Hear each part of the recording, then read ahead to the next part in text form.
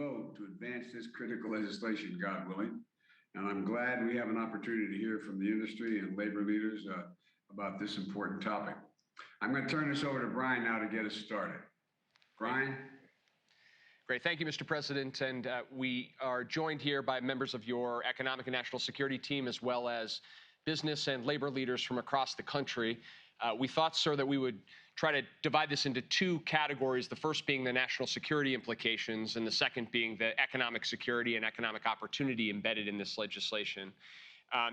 But we wanted to really try to zero in on both the urgency of acting and of Congress, as you say, acting without delay, hopefully today and in the coming days, but also the opportunity and the opportunity for the country and for our national security as well.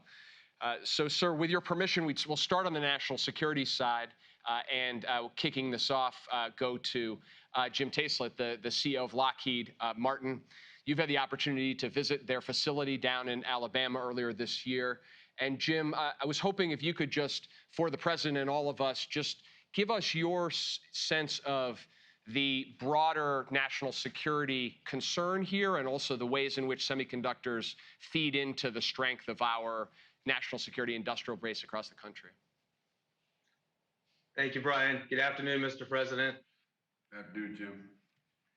We believe a robust, secure supply of microprocessors is essential both to national security and to the health of the defense industrial base and the aerospace industry as a whole. Mr. President, when we visited the Javelin production operation down in Alabama, as Ryan mentioned, we were talking to the teams that actually build the product, build the Javelins.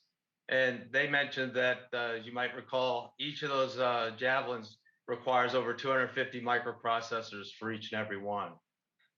And if we look at a larger product, a helicopter such as the CH-53K that we're building for your US Marines today, there are over 2,000 microprocessors in that helicopter.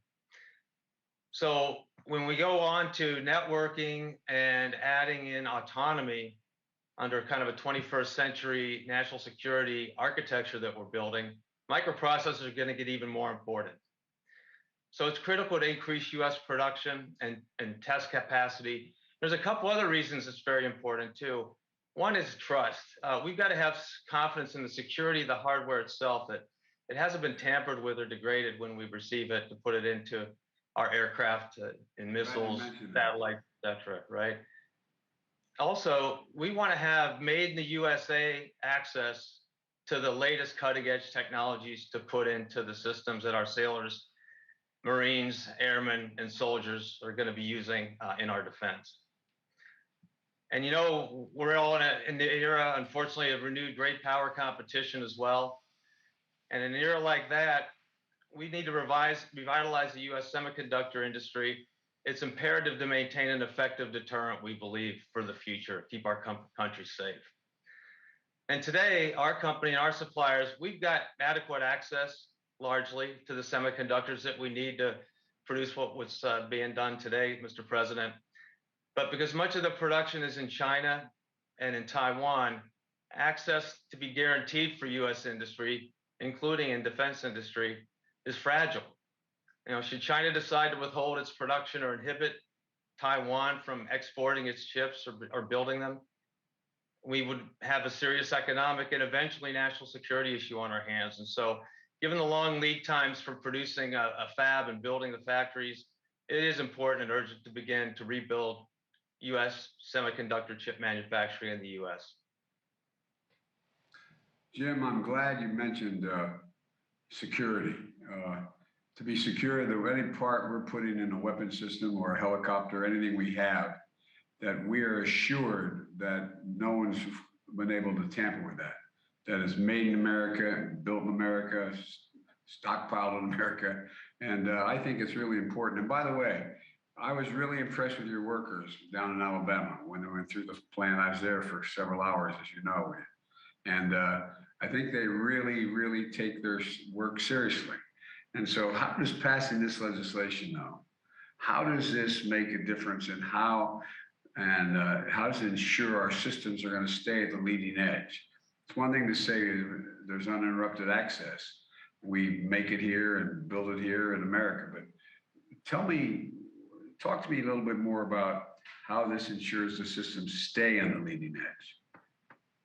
Well, we're moving forward really rapidly, Mr. President, both in sort of physical world technologies like hypersonics, really advanced space sensors, stealth aircraft like the F-35, et cetera. But we're also inserting what we call 21st century digital technologies into the system as well. Now, those are things like 5G, AI, distributed cloud computing. We need the latest and sub 10 nanometer chips, and we need them to be trustworthy to be able to introduce those kinds of capabilities. Again, in service of our sailors, airmen, guardians, Marines, and aviators. So we've got a lot of emphasis and a lot of importance on those latest technology chips because they are the building blocks of those defense systems of the future.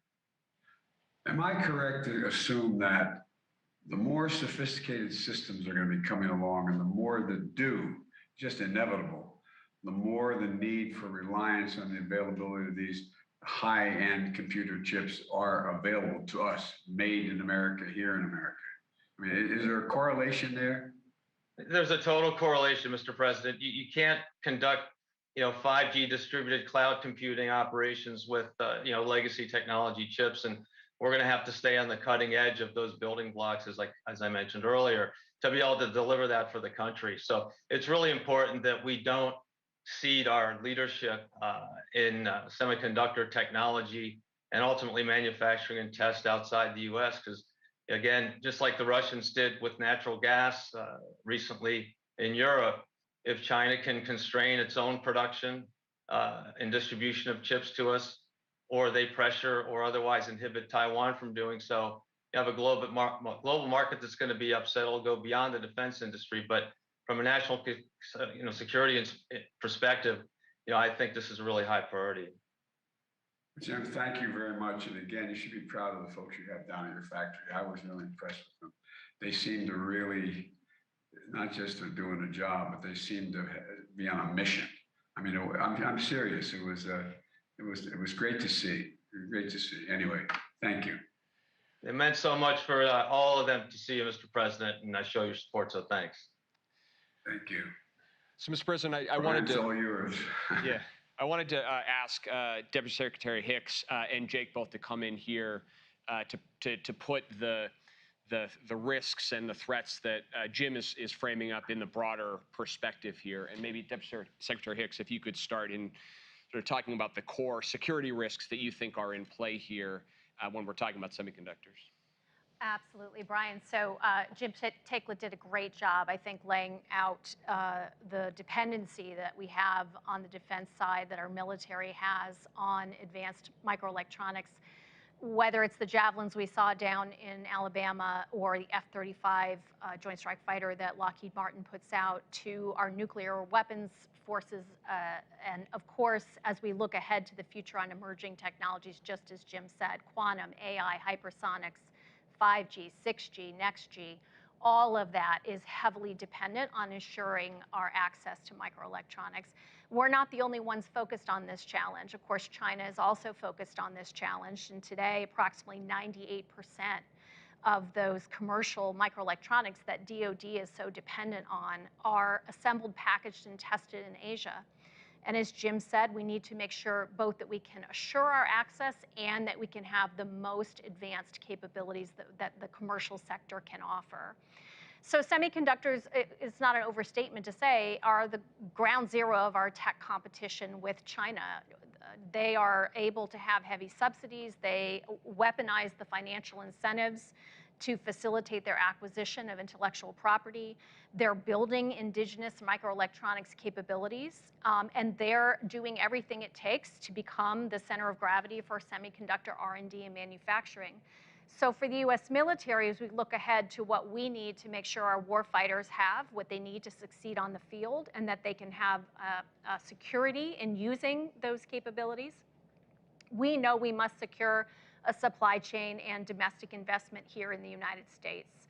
The CHIPS Plus Act will help us substantially return leading-edge microelectronics to the United States, deliver winning combination of design, system integration, and manufacturing, It will help us build commercially viable, which is critical for us in DoD, state-of-the-art fabrication facilities. And that helps our commercial sector, of course, but I can't stress enough how much that helps our military. The resources provided for the CHIPS for America Defense Fund inside the CHIPS Plus Act funds innovative prototyping, experimentation. It allows us to train our next generation of scientists, engineers, and tech entrepreneurs. And it will assist us in retooling the community of small, medium, and large businesses that create our leading edge weapons systems. By creating opportunities to onshore microelectronics fabrication, assembly, and testing, the CHIPS Plus Act helps solve these two important, critical, pressing microelectronics challenges facing our military.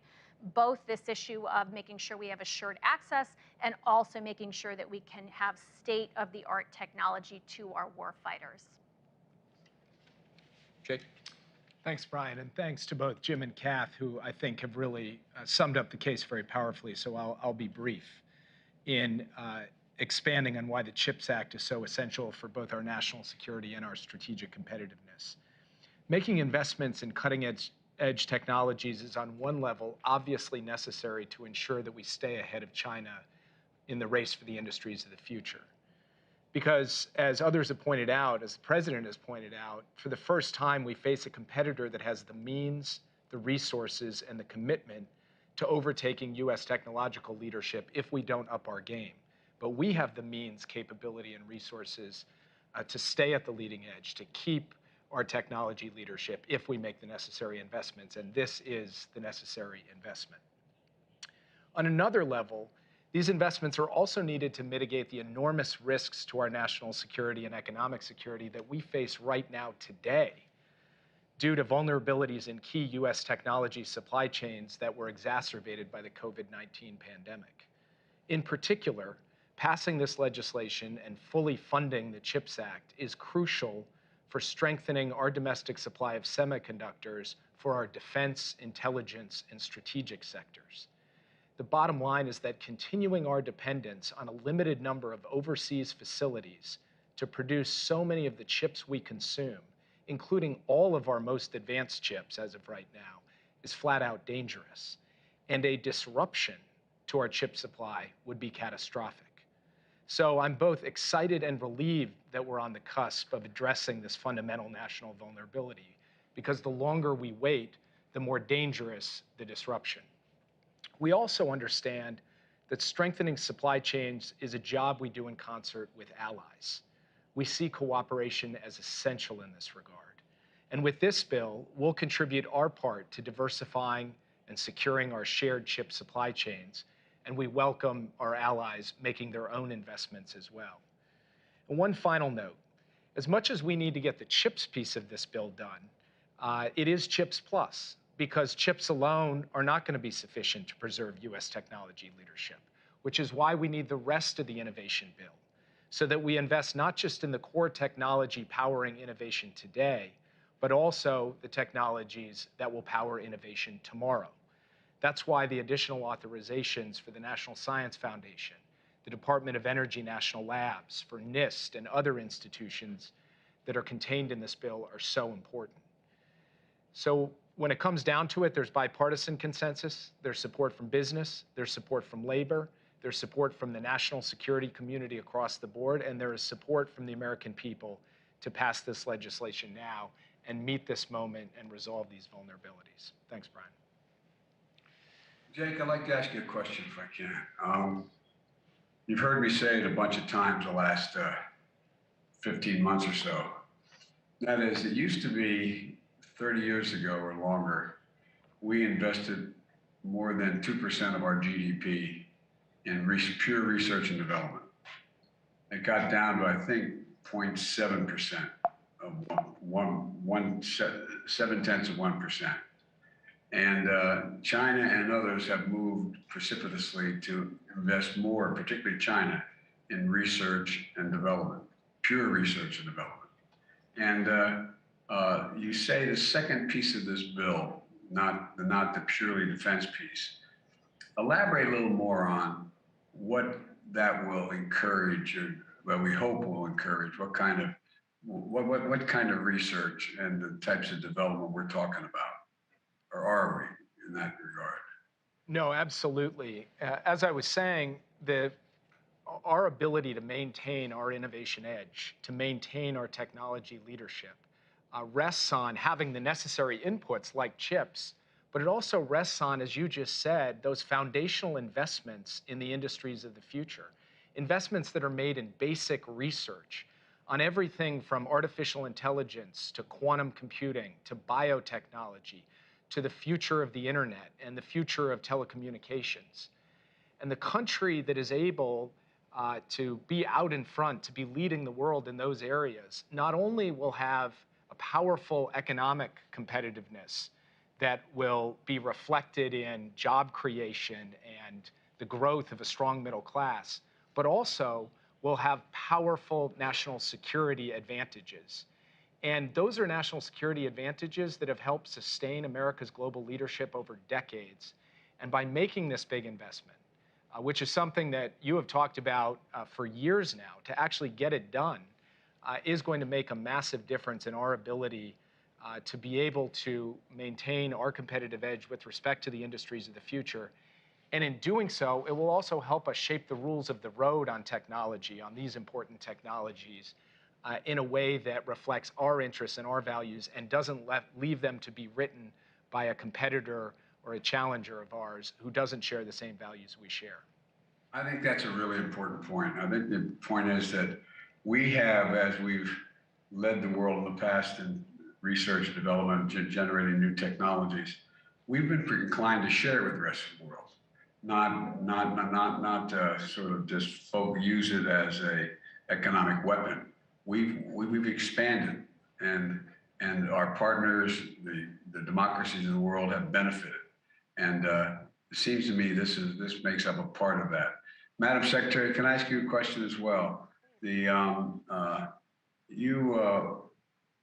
responded to Jim's comments and gave your views on the core security risks at play. What, from your perspective, what is maybe, are you able to prioritize what risks are greater or less security risk?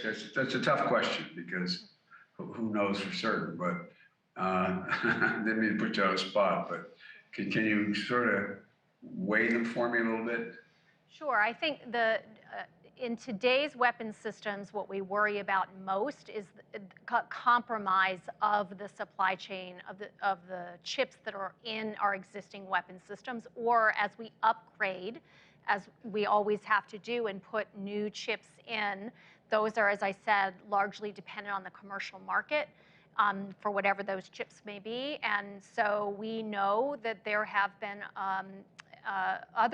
adversaries who have sought to affect our chip supply, have sought to alter that, and just making sure that we can assure that when we put our warfighters out, their weapons will operate as intended, and that we, the United States, retain control of that technology is incredibly important. I would put that at the top, and I would put second to that this issue of the kinds of capabilities we seek for the future, the kinds of capabilities that make sure our warfighters are safer, more ready, can deliver effects in a way that deters adversaries from ever wanting to attack the United States. And for that, we need that next generation, most advanced, most capable microelectronics supply chain to be secure.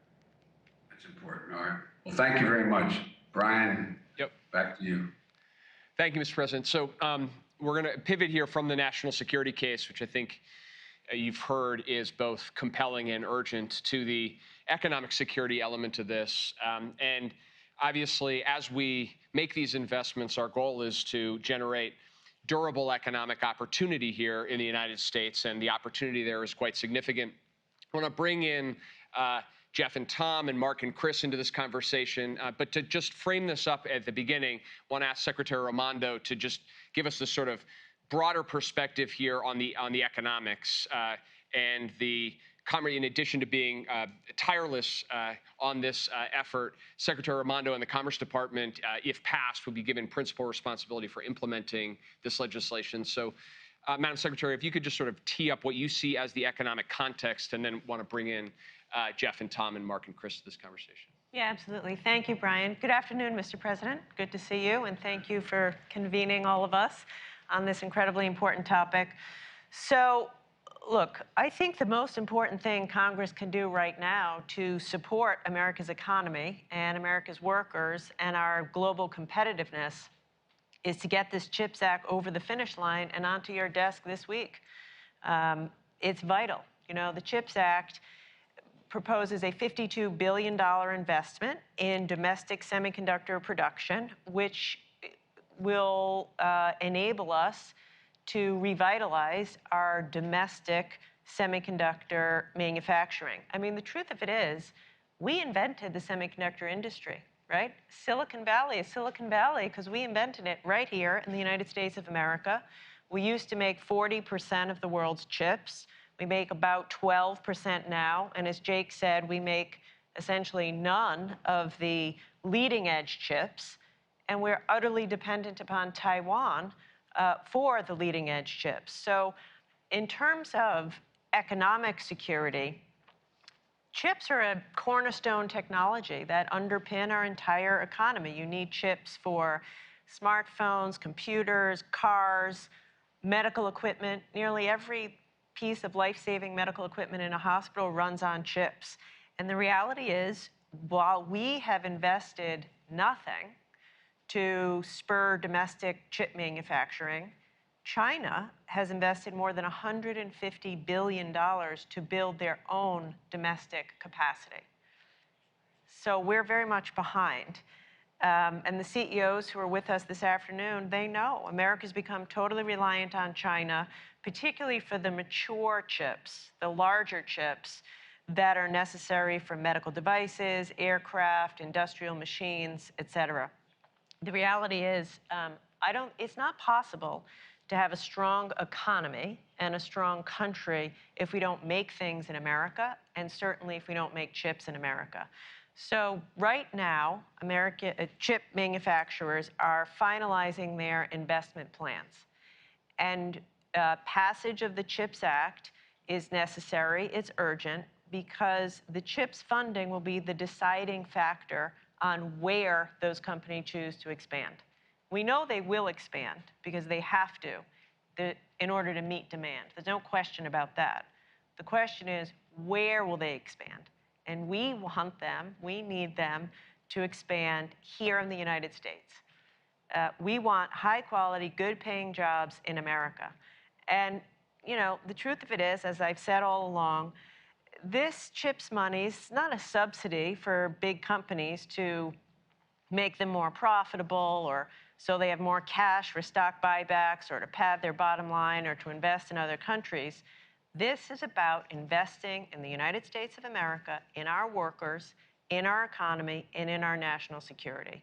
And we need Congress to act so we send a clear signal to the world that we're serious about rebuilding our domestic manufacturing industry. It's good for our economy, it's good for our competitiveness, and it's good for American workers. Thanks, Gina. I want to bring Jeff, you and Tom into this conversation, and maybe start with you, Jeff. That the Secretary just mentioned it, but some people are actually surprised to understand the healthcare nexus here. But can you just elaborate a bit on how you see the systemic impact in the healthcare industry, both on the risk side, but also the opportunity side when you're thinking about semiconductors and the security of supply of those chips? Sure. Well, first of all, thank you, Mr. President, for including me in this really important conversation. It's a real honor to represent the medical technology industry here. You know, Brian, as you were saying, you know, one of the most critical aspects of our ability at Medtronic and for the medical technology at large to get life-saving and innovative medical technology to patients is semiconductors. They are essential components and thousands of medical devices Secretary Raimondo was referring to that Americans rely on every day. Things like instruments that enable surgery or devices that manage chronic conditions like an insulin pump for a diabetes patient or a pacemaker for a patient with an irregular heartbeat. or even treating COVID, right? We manufacture pulse oximeters that measure the oxygenation of the blood, as well as ventilators for those patients that are really sick with COVID. And our industry's volumes are a relatively small compared to some other sectors. We're in the low single digits of the overall chip market, but every semiconductor component used in a medical device directly impacts a patient's life. And now we appreciate the efforts of the semiconductor companies to try to alleviate the current constraints with additional investments, but more capacity is needed. That's why I've been a vocal supporter of the CHIPS Act for a while and urging Congress to pass and fund this act. Look beyond the manufacturing, and we definitely need manufacturing here in the U.S. to increase our capacity. We need expanded research and development as well. And so passing this act won't solve all the problems overnight, but the investment will result in new infrastructure, will spur innovation, increase supply, and this will help us solve these supply constraints that we're under sooner. But more importantly, it'll help us avoid these challenges going forward. I mean, in medtech, we've done our best to manage the situation with limited supply. And we've been, nimble enough and adaptive enough to avoid major disruptions to delivery of patient care, but there have been disruptions and there's ongoing disruptions to patient care. And this puts a strain on an already strained, healthcare environment, the hospitals and the healthcare workers, as we're trying to move inventory around to cover cases. And this shortage on semiconductors is predicted to go on for some time. Investment is needed. And as Secretary Mondo mentioned, the particular types of ships that we use that are larger and are much more efficient on energy are the ones that are, the most and most critical, demand right now and the shortest supply. And, in terms of opportunities going forward, shifting gears, as you mentioned, we're at a great inflection point here in healthcare, where you've got traditional biomechanical or biomedical engineering advances, and you combine those with advancements in the digital world and the appropriate use of data to really customize a therapy for a patient. I'll just give you one example. Patients suffering from Parkinson's often get a stimulator to apply low amounts of stimulation to a certain part of their brain to control the Parkinson's symptoms, which are very difficult to live with. Historically, those patients would have to come into their neurologist and get that device reprogrammed on a pretty frequent basis because disease is a progressive disease. But now with the computing capabilities that are out there and the use of data, we can do that all remotely and actually customize that therapy for that individual patient.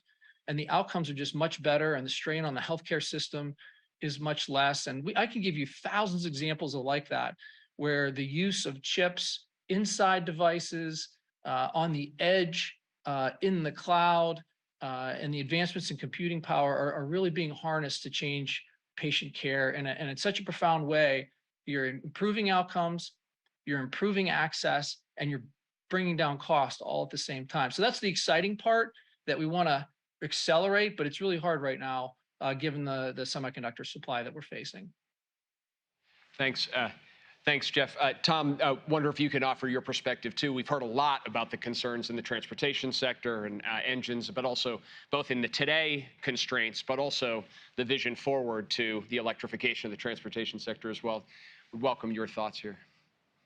Thank you, Brian. And Mr. President, it's great to see you so well. Thank you for the opportunity to join this group of thought leaders from government and industry and labor on the importance particularly of innovation and funding for the semiconductor industry. I think Cummins is an over 100-year-old company. We are headquartered in Columbus, Indiana. We have over 25,000 employees in the US, and we work together to innovate on power solutions from the industrial sector. It's remarkable how much Jeff and I have in common with our perspective on semiconductors from completely different sectors. Like others at the table, we are facing a supply chain crisis. We are unable to get the components we need, and semiconductors is always at the top of the list. And semiconductors are really the basic building blocks. They're the steel of the 21st century. They're what make everything happen in the industrial sector, just as they do in the medical sector. We appreciate the administration's focus on the bottlenecks and challenges we're facing and your continued support of securing semiconductor funding in Congress. The semiconductor shortage has not only impacted our ability to meet customer demand, but the technology and equipment we need to run our operations. We rely on semiconductors to power our machines, to put our electronic control modules in our engine systems that control emissions, even to make badges for our employees so that they can all come back to work. In Cummins' case, we also buy the full range of semiconductors. And I want to highlight how important that is. Jeff talked about what we often call legacy chips. These are larger scale chips. They're more efficient in his case. They're also more robust in our case. They live in engines that serve some of the most demanding applications. And those legacy chips are just as important as the new technology and the latest chips are for the defense industry. Those legacy chips are what power the trucks, cars, and many other basic building blocks of our economy today. You know, these chips now deliver our food. They make sure that our generators support our hospitals and data centers. They make sure on the hottest day of the summer, you've got air conditioning, and on the coolest day, you've got heating. In addition to manufacturing delays, costs have escalated dramatically. So the supply chain crises and some of the effects that Secretary Armando talked about have also driven significant cost increases. We are often buying chips from brokers now and paying as much as 10 times their regular cost to get these chips, just to make sure that we can keep trucks on the road, driving inflation in our industry and challenges throughout our supply chain. And I would say that semiconductor manufacturing, as all of us know, requires high capital investments. And the return for those investments, especially for legacy chips and more basic chips, is not as high as it is for the latest edition chips. And I think that's why some of this funding is so critical to ensure the kind of investments we need made in the United States are actually made. We believe the Chips for America Act will go a long way to ensure not only the high-tech chips are made for the innovation of tomorrow, which is critical, but also that these basic and legacy chips are also provided as part of our supply chain. In addition to the semiconductor funding, this bill also provides critical funding for the National Science Foundation and other agencies that will ensure that we are keeping pace with the investments made by other countries for their domestic manufacturers. The way that I think about that is that the investments made in the CHIP Act are going to move us from wringing our hands about where we sit in competition with others to actually moving onto the field and helping the U.S. manufacturers compete. And I think we all know that when U.S. manufacturers compete with the workforce that we have and the capabilities we have, we can win.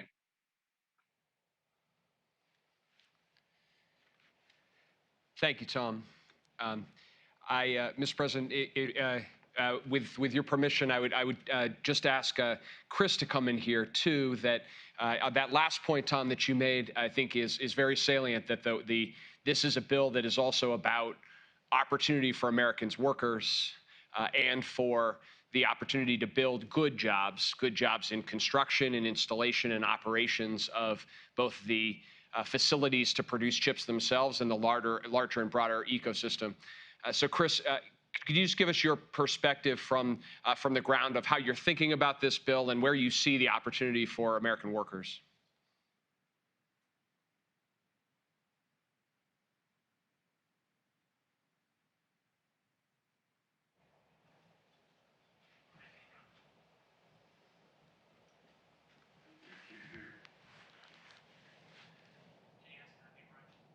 Chris, if you can hear us, I think you're muted.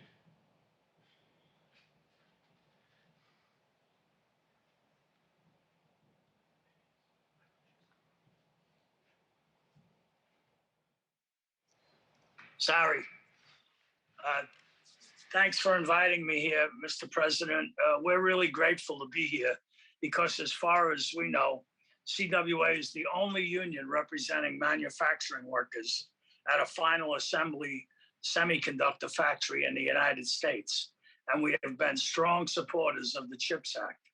The CHIPS Act is a key component of both creating good jobs here in the US and strengthening our ability to compete with China.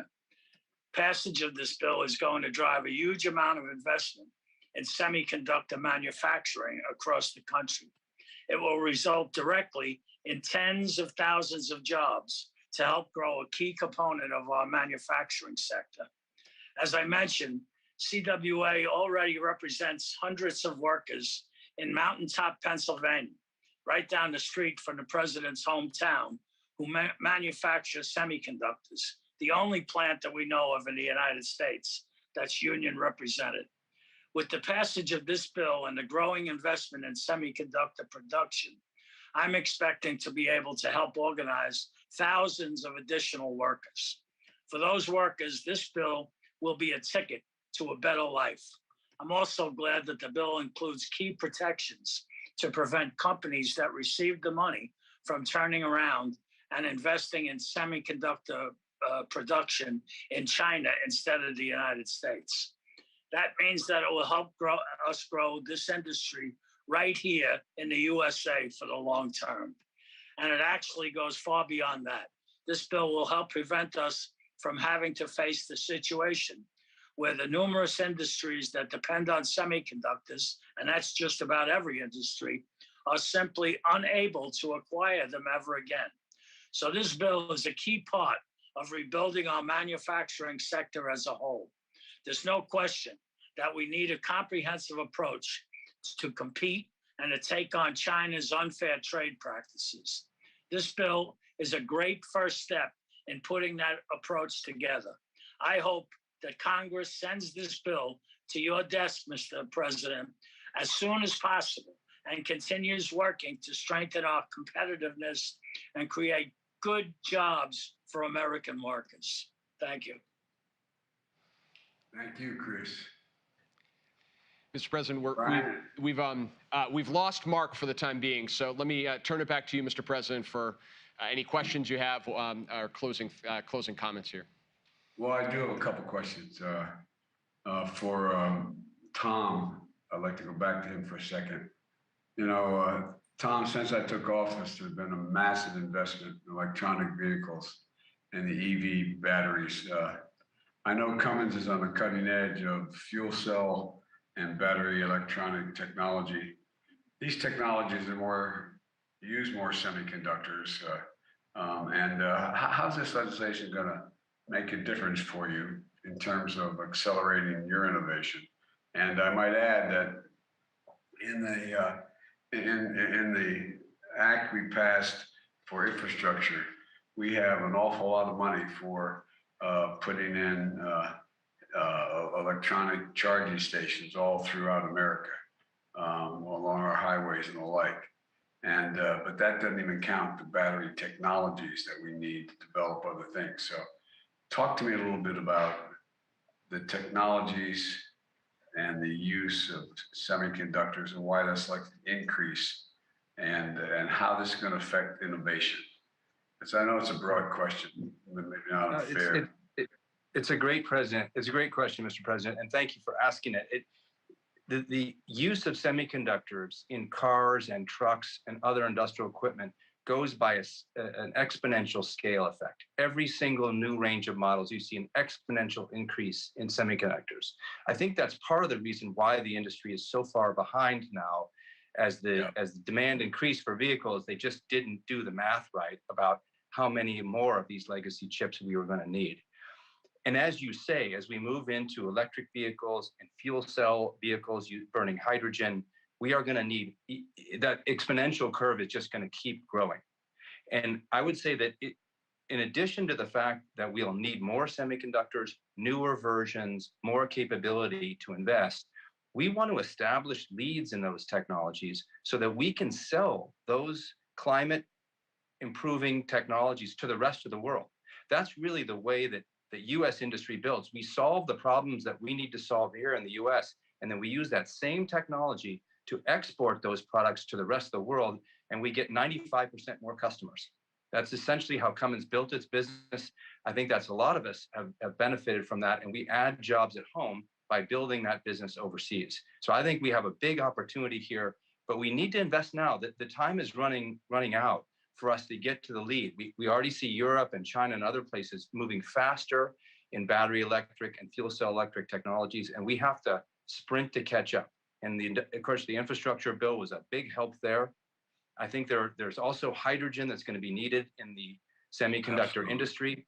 And we and other companies in the US offer electrolyzers that can provide that hydrogen using green energy. And then we have green hydrogen. So we decarbonize the industry significantly as well. So there's a lot of upsides for us investing here in the US in terms of building out that clean energy portfolio that allows us to lead for decades to come. Well, I couldn't agree with you more. Seems to me that, like I joke, and I don't joke, I'm serious when I think of climate change, I think jobs.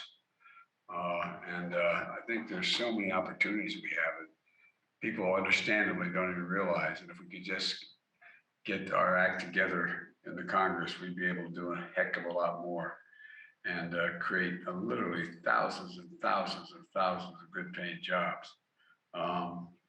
Let me shift over. I was going to ask Mark as well, but Chris, thank you for all the support you've been giving to this effort. It was a top priority for me to ensure that incentives for semiconductors have a Davis-Bacon prevailing wage requirement. These semiconductor projects, they're billions of dollars and thousands of construction jobs in each of these sites. And how are those Davis-Bacon requirements going to make sure that those jobs are good jobs? Is there a correlation? Yeah, the Davis-Bacon requirements will make sure that people, that there isn't a race to the bottom, that there'll be an even playing field for the people working in this industry and the people working on building the factories that will build these semiconductors. And, Davis-Bacon requirements will make sure that that happens and that, no one will be left behind. And it will give us really, really good union jobs, mostly, to make sure that the factories are built by union labor and that the manufacturing is done by professional union people who really care about what they're doing and will stay on the job because they're making good wages and have a good job.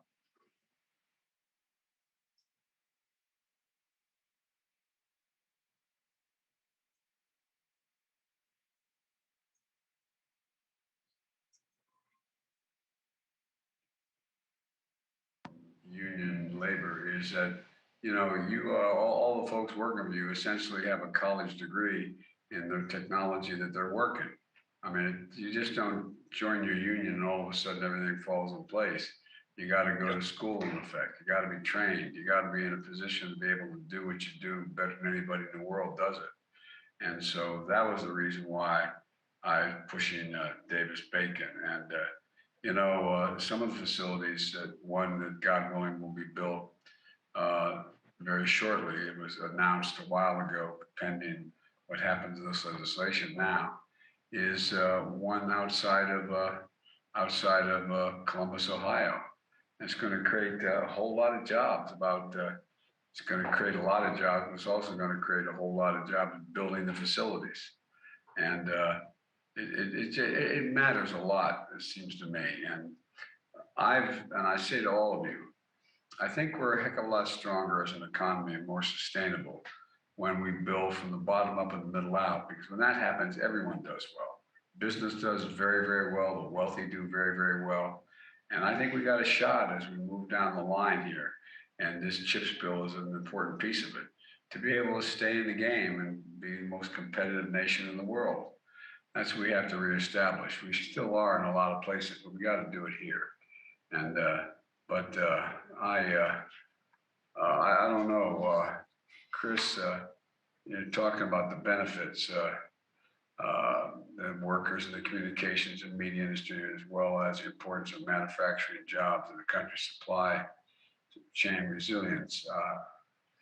Do you guys talk about that? Do you worry about whether or not that's going to happen?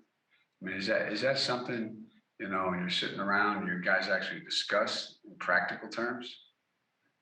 We talk about it every day, Mr. President, because we see what's happening. We see that lots of industries, that, as some of the CEOs said, lots of them can't build or make whatever it is they make because they can't get semiconductors, for instance. And that, when it's another country making these things instead of good American workers, they can always stop, and they do stop. And we see this happening every day. And we worry about what's going to happen to this country if nothing is ever made here again.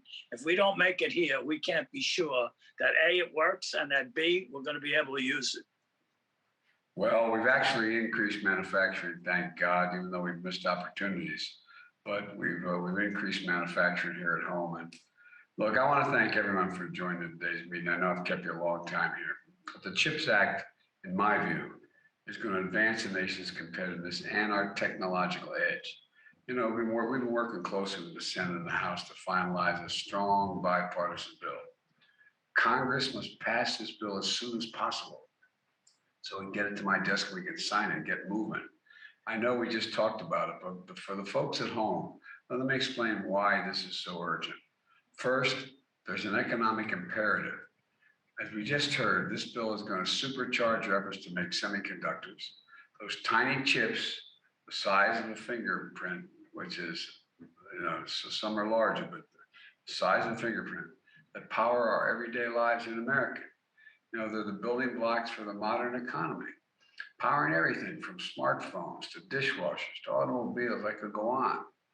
America invented semiconductors, but over the years, we let the manufacture of those semiconductors get sent overseas. And we saw that during the pandemic, when our factories overseas that make these chips shut down because of, in the case of COVID, was a big reason for it, the global economy basically comes to a halt, driving up the cost for families all around the world, but particularly here at home. 1/3 of the core inflation last year, in 2021, 1/3 of it was due to the high price of automobiles. You know what? That's driven by the inability to manufacture more automobiles. Why? The shortage of semiconductors. 1/3. And even as we had the historic job growth and economic growth last year, we sacrificed $240 billion in additional economic activity because of the chip shortage. So for the sake of the economy and jobs, we have to make these semiconductors here at home. Second, as you heard, there's a national security imperative, as Deputy Defense Secretary Hicks and Jake Sullivan pointed out. Semiconductors also power our weapon systems. And Jim, earlier this year, I went down to Lockheed's factory, as I said, in Alabama, where they're making the Javelin missile that we're supplying to Ukraine to defend themselves against Putin's unprovoked war. It's crystal clear to me that we need these semiconductors. Crystal clear. All you have to do is be there to talk to the workers, not only for these Javelin missiles, but also for the weapon systems of the future, that we're going to even be more reliant on advanced chips. Unfortunately, we're not producing enough of them. Taiwan produces 90% of the leading edge chips. We produce 0. China is moving ahead of us in manufacturing these sophisticated chips as well. As we watch the US production of these chips decline from 40% of the global production to 12%, at the same time, we watch China go from 2% to 16%. And China's goal is to reach, they've stated, is 25%. They need to produce 25% to become fully self-sufficient. It's no wonder China's watching this bill so closely and actively lobbying US businesses against the bill. America invented the semiconductor. It's time we bring it home. Doesn't mean others can't do it. It's time we bring it home for all that we need for our security and our economic growth. Third, it's just not me signaling an urgency here. Listen to the business leaders here today and across the country.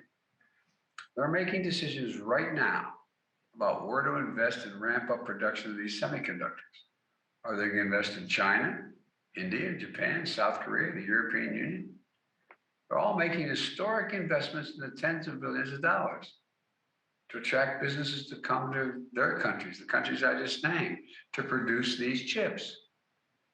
The United States has to lead the world in the production of these chips, for our own safety's sake as well as economic growth.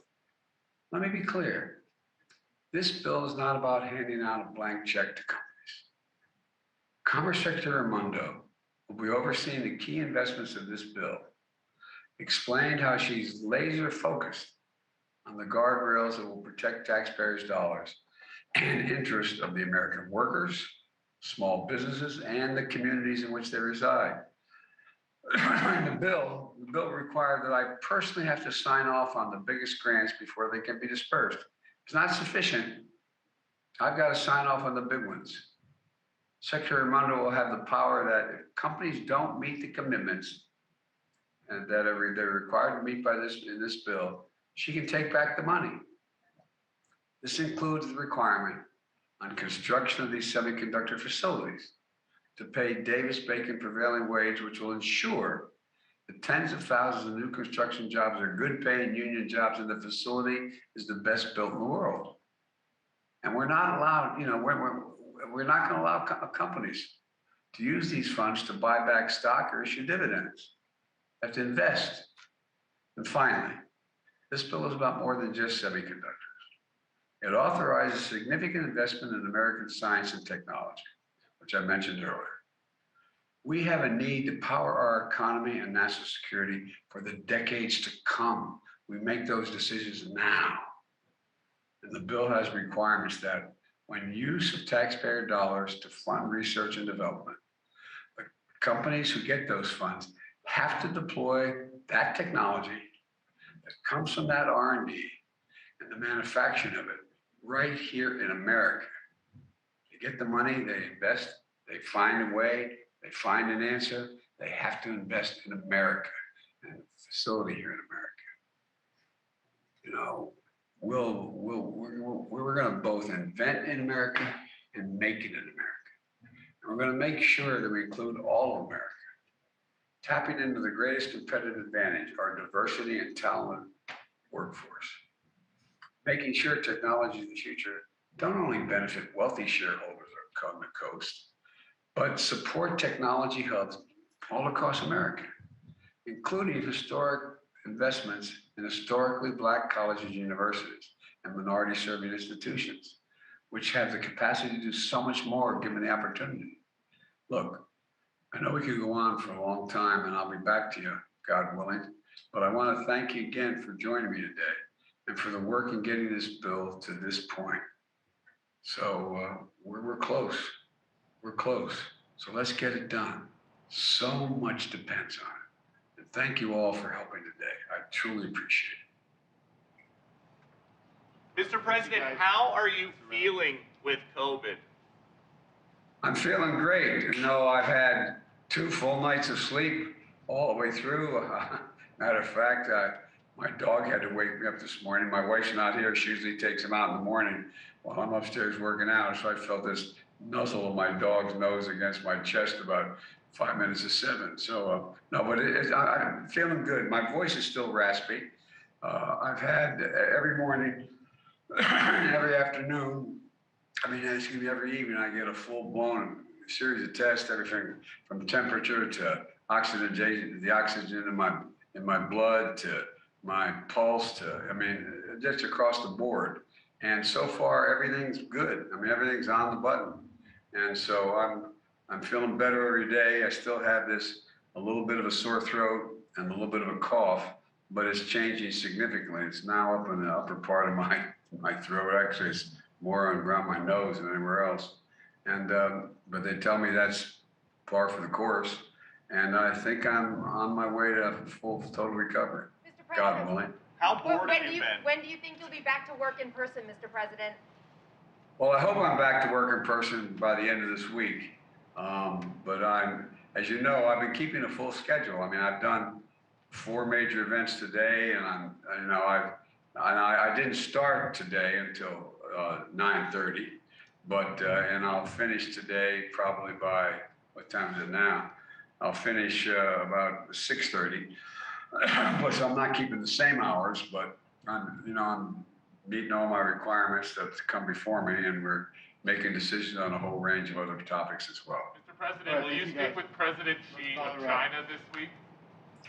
That's my expectation, but I'll let you know when that gets set up, okay? I promise I'll let you know. I'll not be surprised. And Mr. President, we're getting GDP numbers on Thursday. How worried should Americans be that we could be in a recession? We're not going to be in a recession, in my view. The employment rate is still one of the lowest we've had in history. It's in the 3.6 area. We still find ourselves with people investing. My hope is we go from this rapid growth to steady growth. And so we'll see some coming down. But I don't think we're going to, God willing, I don't think we're going to see a recession. Thank you all so very much. Feel better. Thank you.